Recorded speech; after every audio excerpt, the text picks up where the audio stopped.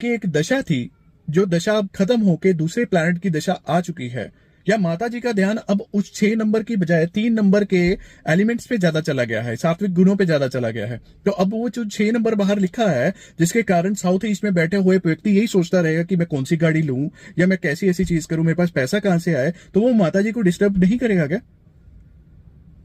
तो इसलिए मैं ये कहना चाहता हूं कि न्यूमरोलॉजी बहुत इंपॉर्टेंट है, इसमें कोई शक नहीं है। लेकिन न्यूमरोलॉजी जिसके द्वारा एनालिसिस किया जा रहा है, वो एक अच्छा एस्ट्रोलॉजर भी होना चाहिए और अच्छा वास्तु कंसल्टेंट भी होना चाहिए। अब आगे मैं बताता हूं कि वास्तु क्यों।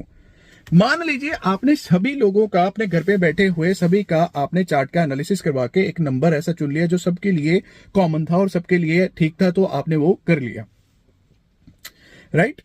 अब वो नंबर जो था, वो एक प्रॉब्लम अगर सभी को आ रही थी तब चुना गया, या आपने शौक से चुन लिया, अब उसके तत्व बढ़ जाएंगे। पंच तत्व होते हैं।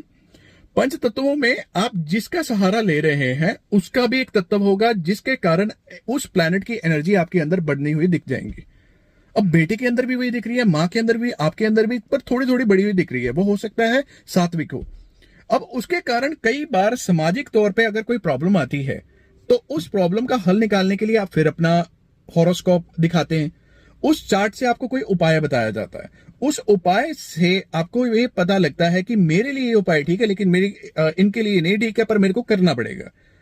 फिर आपको एक ध्यान में चीज आती है कि ऐसा भी हो सकता है कि हमारा घर जहां हम रह रहे हैं वो सबके लिए कॉमन है, और उसको दिखाया जाए, वहां पे हुई बैठी हुई कोई प्रॉब्लम जो सबको दे रही है वो सबके लिए एक ही बार में सॉल्व हो जाए, सबका हॉरोस्कोप ना दिखाते हुए।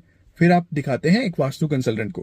फिर वो वास्तु वाला आपको बताता है कि साउथ साउथ वेस्ट में जो टॉयलेट होना चाहिए था वो गलत दिशा में साउथ वेस्ट में हो गया, इस कारण से आपकी ये प्रॉब्लम आ रही है। या नॉर्थ ईस्ट जिसको आप समझ रहे हैं, वो नॉर्थ ईस्ट ना होकर ईस्ट ईस्ट नॉर्थ में की दिशा में आपने अपना टेंपल रख दिया है, और आपका जो मुख है वो नॉर्थ ईस्ट में, जब आप समझ रहे थे वो नॉर्थ ईस्ट में ना होके अब ईस्ट में बैठे होके आपके साउथ फेसिंग आप पूजा जो है वो कर रहे हैं। या ऐसी बहुत सारी चीजें, या कोई भी ऐसी चीज हो, जैसे किचन है। अब किचन में किसी ने बोल दिया कि अगर आपकी इस दिशा में किचन है और आपका ब्लैक कलर का पत्थर है, तो आप नीचे वुड रख दीजिए, तो आपने वुड रख दी। अब जो आपने वुड रखी है वो किन के लिए रखी है? जो वो वुड है नीचे, वो वहां गृहस्थी में जो लेडीज वहां पे खाना बना रही थी, सबसे ज्यादा इंपैक्टफुल उनके लिए है। वो उससे अलाइन होकर अब जो खाना बनेगा उनकी मंत्र बुद्धि से वो सात्विक तौर पे आपके अंदर जा पाएगा। ये एक